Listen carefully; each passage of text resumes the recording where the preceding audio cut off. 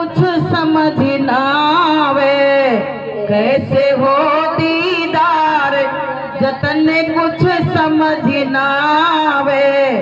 दिन दिन घटत शरीर याद मोहे गुरु की आवे। मीराबाई कह रही कि दिन दिन मेरा शरीर घट रहा है। अच्छा, सत्संगियों को भी चिंता है, एक उम्र बढ़ रही है तो कहते पता नहीं। कल हम ही मास्टर जी रात में बात कर रहे बैठे, मास्टर जी कुछ कैसे आ गए, कह रहे कि ये बताओ जब मरेंगे तभी गुरु महाराज आएंगे। मास्टर जी ने कहा फिर जब ये लड़ लेते हैं ना तो इनका काम बन जाता है। ये लड़े, हमने कही हमको नेगेटिव मत करो, अपनी बात अपने मन में रखो। तो कहने लगे ये बताओ क्या गारंटी है कि जब मरेंगे तभी आएंगे, अभी गुरु महाराज क्यों नहीं दर्शन देते। तो प्रेमियों बताना नहीं चाहिए हमें।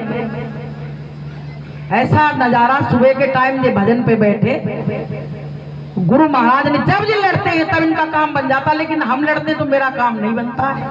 प्रेमियों ऐसे बढ़िया दर्शन कि मथुरा में टेंट लगे हैं और वहीं पे गुरु महाराज आ रहे हैं और कह रहे तू दूसरी गली से चली गई, और पिताजी इनके और जो संग में है वो बढ़िया गुरु महाराज ने दर्शन दिए और पैर छुए सेवा दी और गुरु महाराज ने सेवा ली तो हंसने लगी। बताइए कितनी बड़ी दया गुरु महाराज की। तो प्रेमियों उन्होंने जता दिया कि मैं कहीं गया नहीं हूं, मैं यही हूं। बच्चों तुम क्यों परेशान होते हो, तुमको विश्वास नहीं है अपने गुरु पे तो अपने गुरु पे विश्वास रखो। गुरु महाराज उसी समय के लिए नहीं, तुम्हारी हर समय रक्षा कर रहे हैं, हर समय देख रहे हैं। जैसे एक पिता को अपने बच्चे की चिंता होती है, ऐसे गुरु को भी अपने भक्त की चिंता है, अपने बच्चों की चिंता है। गुरु महाराज कहते थे बच्चों मेरे सामने सब काम कर लो, नहीं तो बाद में क्या करोगे। ये वचन अभी याद आते हैं प्रेमियों, लेकिन हम लोगों ने उस समय नहीं सोचा।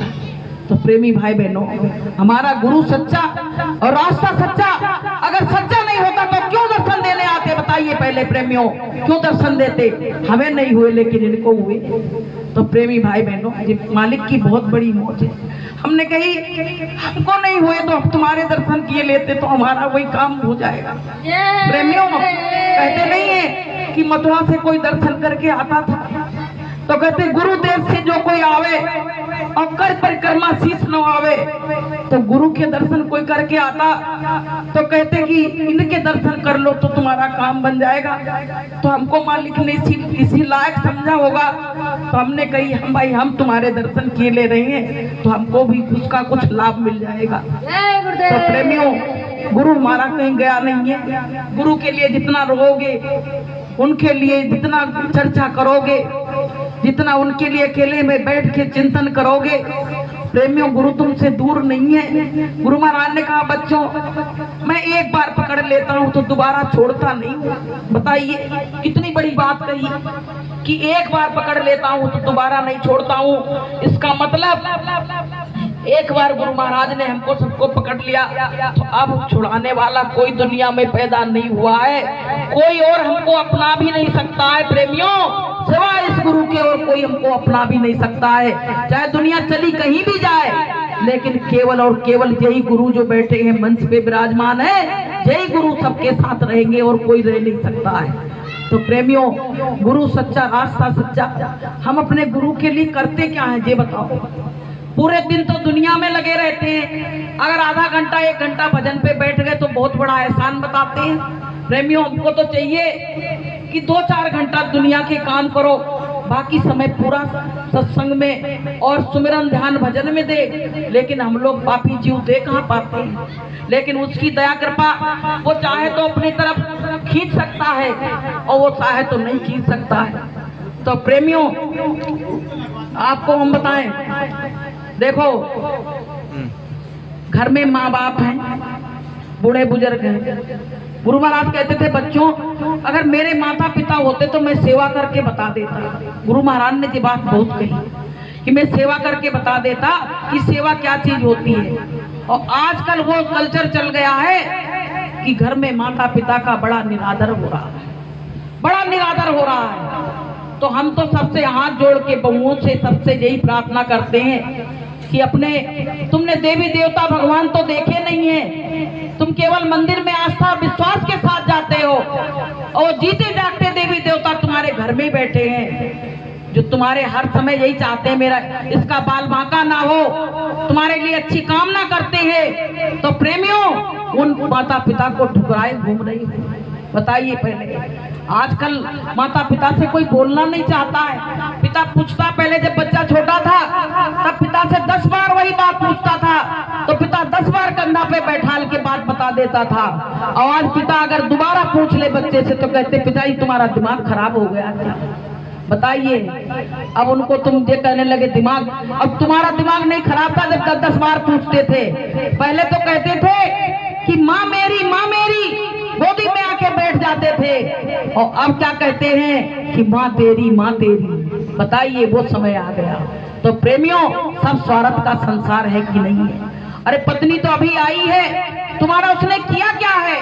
तुम्हारे पैसों पे खेल रही है और तुम पैसा हटा लो उसके बीच से, देखो तुम्हारी कितनी इज्जत करती है। और माता पिता तो कहते नहीं है कि बेटा जब परदेश को जाए माँ रोया करती है, बेटा जब परदेश को जाए माँ रोया करती है। जब बेटा परदेश जाने लगता माँ रोती है, तैयारी करती है, उसकी इतनी चीजें उठा के उसके उसमें रखती है।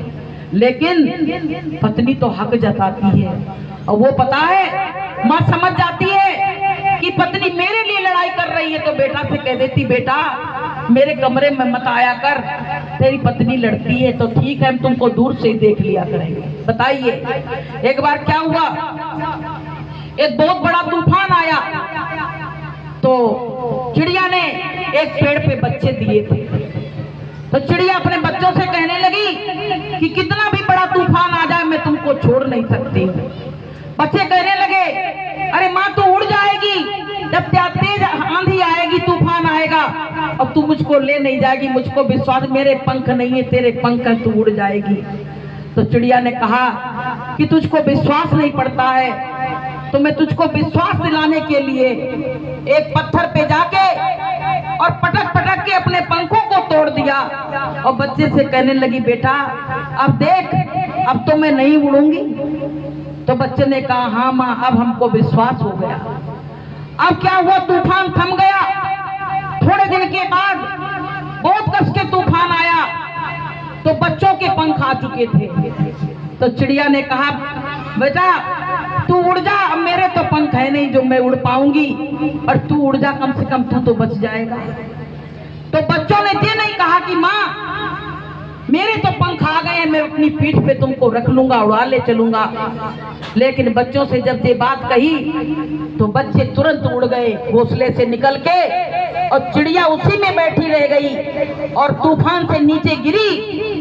तो जब उसका दम टूटने लगा तो उसने पत्थर पे अपनी चोंच से लिख दिया कि बेटा तेरे जाने का मुझको गम नहीं है, पर गम तो इस बात का है कि मैंने तेरे लिए अपने पंख तोड़ दिए, पर जब तू उड़ान भरने लायक हो गया तो तूने मुझको मुड़ के नहीं देखा, और एक बार ये नहीं कहा कि माँ तू मेरे पीठ पे बैठ जा, मैं तुझको भी उड़ा ले चलूंगा। बस अफसोस इतना है, और इतना कह के चिड़िया ने दम तोड़ दिया। तो प्रेमियों, माता पिता बच्चों के लिए क्या नहीं करते, सब कुछ जितना उनका वो होता उतना सब एड़ी चोटी का जोर लगाते हैं, लेकिन उनको कोई बच्चे समझते नहीं है। आप एक बार बताओ, घर में सास ससुर बूढ़े बुजुर्ग, उनको तुम 2 रोटी नहीं दे सकती तो क्या दे सकती, क्या कर सकती? जब मुसीबत आती तब सास ससुर की याद आती है, माता पिता की याद आती है, लेकिन जब कुछ करने का टाइम आता है तो वो तुमको भार लगती है। वो तो बेचारे ऐसे हैं कि उनको तुम नमक से भी दे दोगे तो नमक से भी खा लेंगे, और तुम्हारी जाके बाहर तारीफ भी करेंगे। एक बार क्या हुआ, एक थी ऐसी कोई लड़किन होगी, अपने पति से बोली कि तुम्हारे माता पिता अगर आ जाएं तो गेट खोल के देख लेना और बंद कर देना। अब भैया क्या हुआ, एक दिन ऐसे ही हुआ, आए वो आवाज देने लगे तो इसलिए गया, गेट खोला और खोल के तुरंत बंद कर दिया। अब जैसे बंद किया तो वो तो लड़के की माँ थी नहीं, वो लड़की की माँ थी। अब फोन आया, बेटा दामाद जी बड़े नाराज हैं, गेट खोल के और गेट लगा गए, ऐसा तो कभी नहीं किया था। बोले माँ मैंने ही कहा था। अरे बोली माँ तू आई है, आके फट गेट खोल दिया। तब लड़के ने कहा तुमने तो कहा था गेट बंद कर लेना, अब क्यों खोल दिया? अरे बोले मेरी माँ आई है। तो बोले तेरी माँ आई है, अगर मेरी माँ आती तो तू गेट लगा लेती, और तेरी माँ आई है तो गेट खोल रही है। बताइए प्रेमियों कि लड़के कितने डर जाते हैं कि माता पिता को अपने घर में एंट्री नहीं दे पाते, कहते घर में कलेश होगा। और लड़कियों की इतनी हिम्मत कि वो अपने घर में अपने मायके वालों को बसा लेती हैं। बताइए पहले ये चल रहा है कल्चर। तो प्रेमियों अपने घर को घर समझो। घर तुम्हारा कब स्वर्ग होगा? जब तुम अपने माता पिता सास ससुर को और माता पिता को सबको बराबर का दर्जा दोगे, तब आपका घर स्वर्ग होगा, वरना घर स्वर्ग नहीं हो सकता है। तो प्रेमियों कहा है कि माता पिता की सेवा कर लो, खुशियों से झोली भर लो, समझ तेरे राम यही है, तेरे भगवान यही है। माता पिता की सेवा कर लो, खुशियों से झोली भर लो, समझ तेरे राम यही है, तेरे भगवान यही है। माता पिता ही भगवान है। तुमको कहते नहीं जीते जाते भगवान हैं, इनको तुम सेवा करोगे तो तुमको मेवा मिलेगी। और देखो आपको हम बताएं, जो जड़ को काट देगा उसका पेड़ कब हरा भरा होगा? आप बताइए। किसी पेड़ की जड़ को काट दो तो पेड़ हरा भरा रह सकता है? इसीलिए माता पिता को तुमने अपने घर से निकाल दिया और वो बेचारे वहां वृद्धाश्रम में बैठे हैं, तो प्रेमियों वो तुमको दुआ देंगे कि बद्दुआ देंगे। इसलिए सत्संग में ये बातों को हम जरूर बताते हैं, क्योंकि बहुएं आए, हम जो बहुएं यहाँ आई हैं तो हम कहते भाई भाई में विघटन मत डालो। भाई भाइयों में इतना प्रेम रहता है। आपको हम बताएं, भाई भाई जब छोटे होते हैं तो एक थाली में खाते हैं और एक दूसरे के कपड़े पहनते हैं, लेकिन जब बहुएं आ जाती हैं तो उनको बहका बहका के अलग करवा देती हैं। भाई जैसा प्रेम कहीं हो नहीं सकता है, लेकिन वो बहुएं आके भाई का प्रेम बांट देती हैं। तो प्रेमी भाई बहनों, हमको सबको इस चीज की जरूरत है कि घर में प्रेम व्यवहार बना रहे। कहते हैं कि जहां सुमति तहां संपत्ति नाना, और जहां कुमति तहां विपत्ति निधाना।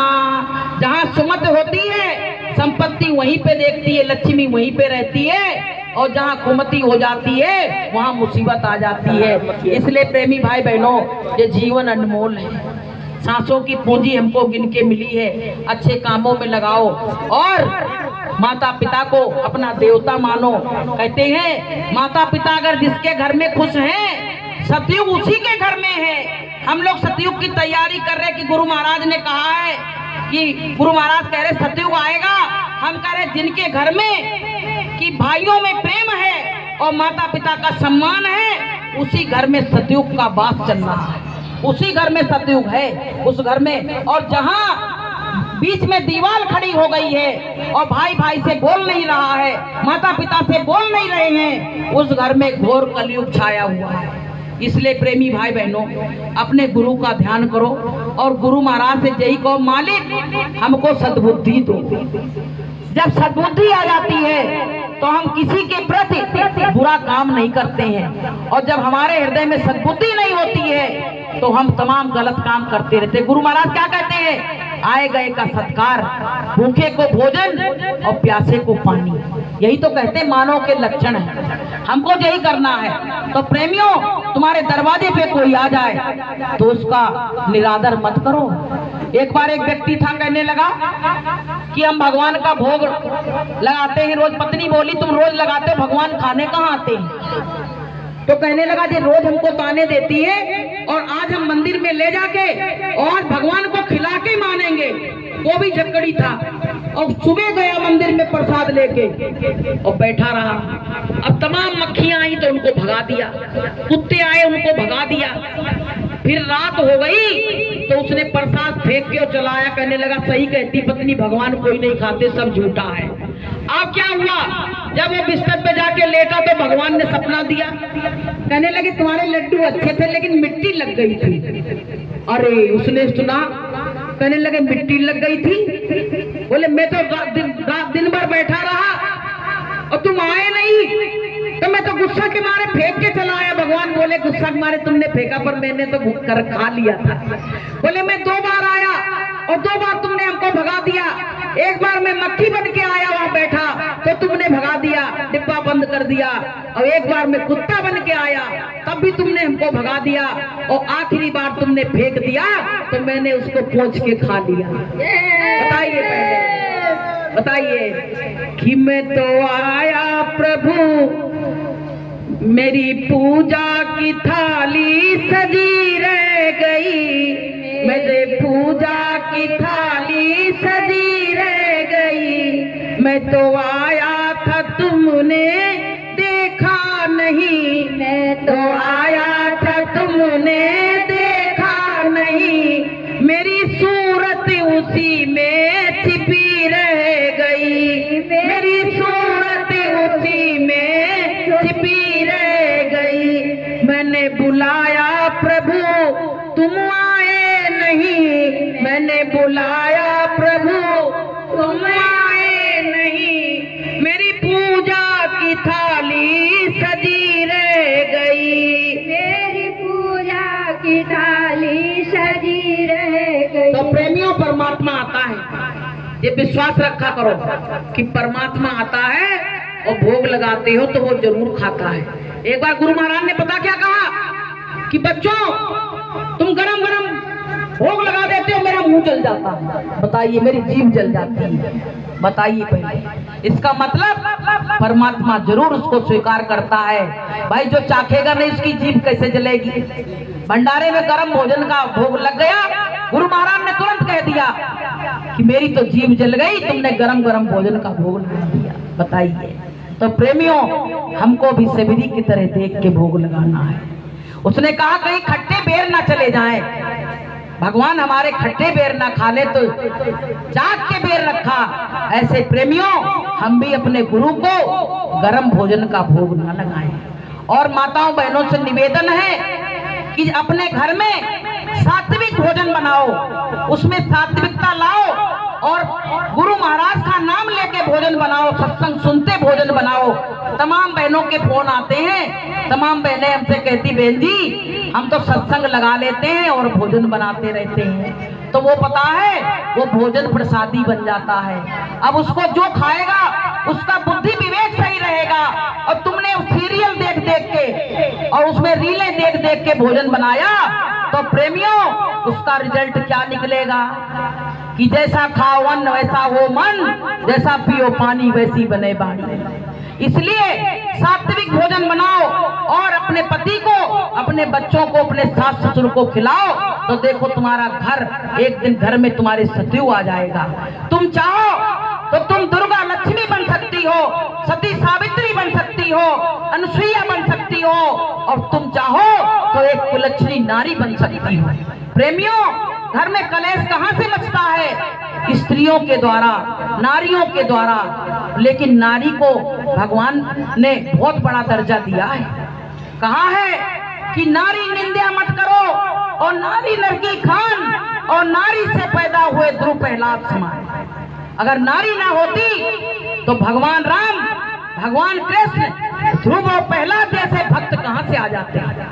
बताइए, सती सावित्री जैसी कहां से, अनुसुईया जैसी कहां से पैदा हो जाती है? तो प्रेमियों अगर हम चाहें तो अपने जीवन को उधर मोड़ सकते हैं, और हम नहीं चाहें तो जीवन को कभी मोड़ नहीं सकते हैं। इसलिए हमको कुलच्छनी नारी बन के नहीं रहना है। सुबह शाम अपने घर को साफ सुथरा करो, अपने मन मंदिर को साफ करो, अपने घर को साफ करो, सात्विक भोजन बनाओ, और जय गुरुदेव नाम की माला करो, और सुबह शाम अपने घर में प्रार्थना करो कि तुमने आंगन नहीं बुहारा, तुमने आंगन नहीं बुहारा, कैसे आएंगे भगवान, कैसे आएंगे भगवान।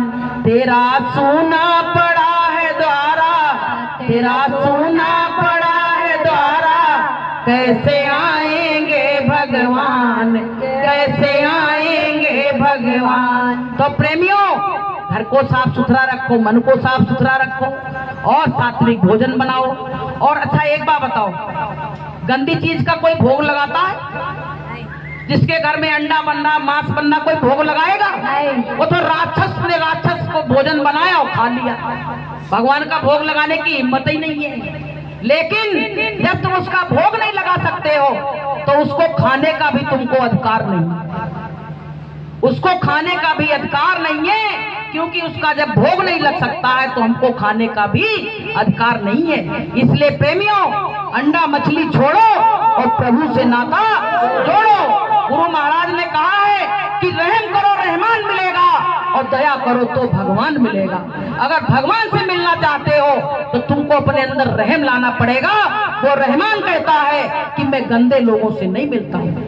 तो प्रेमियों, अपने अंदर रहम लाओ, दया लाओ। दया ही धर्म का मूल है। कहा गया कि दया धर्म का मूल है और पाप मूल अभिमान। और गोस्वामी दया छोड़ना छोड़िए। और जब तक घट में प्राण, जब तक तुम्हारे अंदर प्राण है, अगर एक चींटी भी डूब रही है पानी में तो हमारा क्या धर्म बनता है कि हम एक तिनके का सहारा देके उसको भी निकाल दे।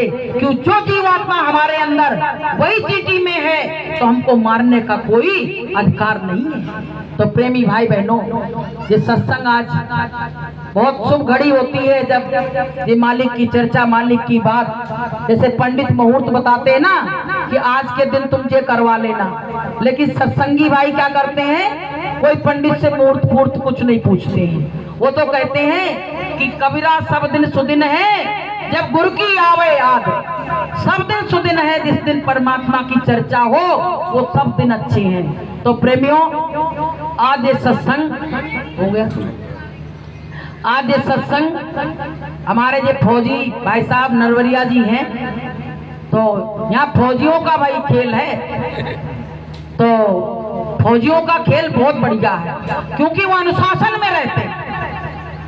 गुरु महाराज भी बहुत पसंद करते थे, अनुशासन में रहते, उनके हर काम बड़े अनुशासित रहते हैं और बड़े नियम के पक्के रहते हैं।